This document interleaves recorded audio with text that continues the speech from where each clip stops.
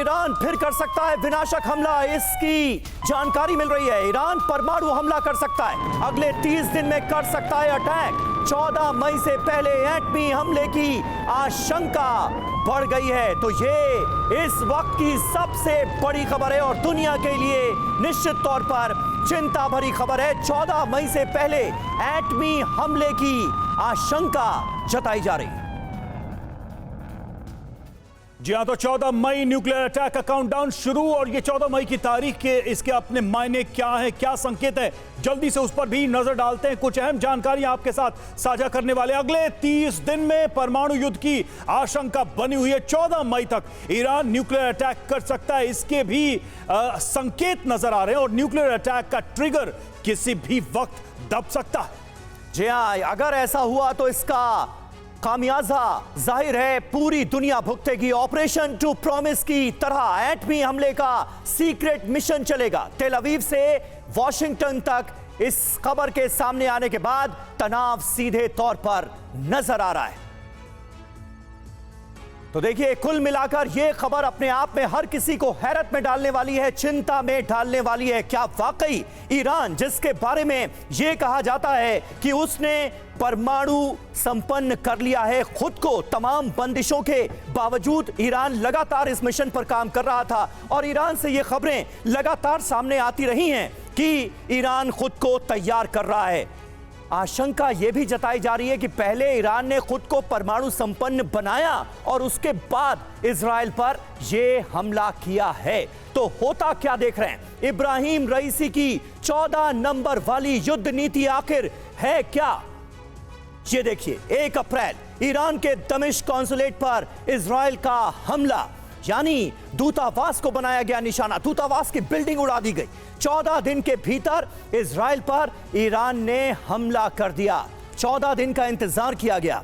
14 मई Israel का स्थापना दिवस है, और डेविड बेन गुरियन ने इजराइल के स्थापना की घोषणा की थी। कब? 14 मई 1948 को।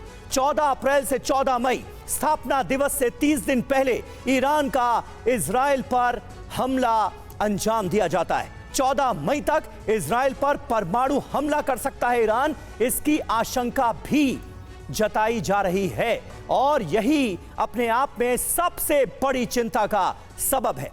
हमारे साथ कुछ खास मेहमान इस वक्त जुड़ चुके हैं, उनसे आपका तारुफ करा दें। लेफ्टिनेंट जनरल वीके चतुर्वेदी हमारे साथ मौजूद हैं बतौर डिफेंस एक्सपर्ट। डॉक्टर पीके घोष भी हमारे साथ मौजूद हैं। एयर कॉमोडोर एसपी सिंह साहब भी आज हमारे खास मेहमान हैं, और हमारे सहयोगी मनीष झा, जो पल पल की अपडेट और तमाम एक्सक्लूसिव खबरें हम तक पहुंचा रहे हैं, हमारे साथ हैं। मनीष, ये तारीख कितनी इंपॉर्टेंट है, ये खबर कितनी इंपॉर्टेंट है, क्योंकि इस खबर के सामने आने के बाद दुनिया चिंता में है। क्या वाकई परमाणु युद्ध की शुरुआत हो सकती है? देखिए समीर, ये तो अब साफ है कि ईरान का हमला केवल एक टेम्पररी हमला नहीं था कि सीरिया में उनके दूतावास पर हमला हुआ और उसके बाद उन्होंने उस अप्रत्याशित ताकत के साथ हमला किया है। यानी कि लॉन्ग टर्म प्लान है, और इस बात को इजराइल भी समझ रहा है, इस बात को अमेरिका भी समझ रहा है। क्या ईरान इतना सक्षम है कि वो परमाणु हमला कर सकता है? तो इसका जवाब है कि जी हाँ, बिल्कुल है। उनके पास बैलिस्टिक मिसाइल है, उसको तो हमने देख ही लिया 48 घंटा पहले।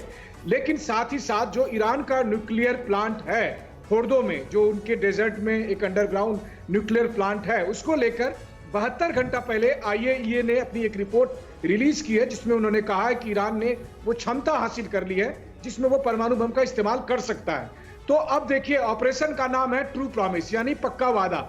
और ईरान का सबसे बड़ा वादा क्या है? ईरान का सबसे बड़ा वादा है कि इजराइल को नक्शे से मिटा देंगे। इसीलिए इजराइल और इजराइल के सहयोगी देशों को ऐसा लगता है कि ईरान का ये एक जो सिनिस्टर प्लान हो सकता है। बिल्कुल मनीष, और आपने जिक्र किया कि ईरान के पास परमाणु बम है या नहीं, इसे लेकर आगे इसी शो में हम एक बहुत खास रिपोर्ट दिखाने वाले हैं, जिसमें बहुत सारी जानकारियां हमारे दर्शकों के लिए होंगी। रवि। बिल्कुल, और वो एक एक तथ्य हम आपके सामने रखेंगे और आप समझेंगे कि आखिर ये स्थिति इतनी खतरनाक क्यों होती जा रही है। लेकिन एक सवाल चतुर्वेदी सर आपसे मैं करना चाहता हूं कि अभी की सिचुएशन को देखते हुए आप क्या ये मानते हैं कि जो बात अमेरिका कह रहा है, जो बात ईरान की तरफ से कही जा रही है कि अब आगे हमला नहीं किया जाएगा, क्या ईरान का इंटेंशन मोटिव वैसा ही दिख रहा है, इजराइल का इंटेंशन मोटिव वैसा ही दिख रहा है, या इजराइल बिल्कुल उलट इसके कुछ और तैयार करके बैठा है?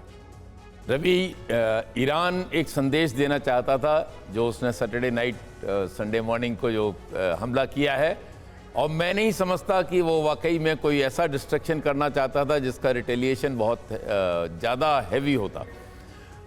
ये जो 300 मिसाइल्स या ड्रोन यूएवीज, जिसमें कुछ बैलिस्टिक मिसाइल्स भी थी बाकी क्रूज और ड्रोन से, अब सबका बाय एंड लार्ज कुछ तो अपने आप ही एक्टिव नहीं हुए, कुछ फेल हो गए, कुछ को इजरायली एयर डिफेंस सिस्टम या फ्रांस, ब्रिटेन और यूएस के एयर डिफेंस सिस्टम ने गिरा दिया।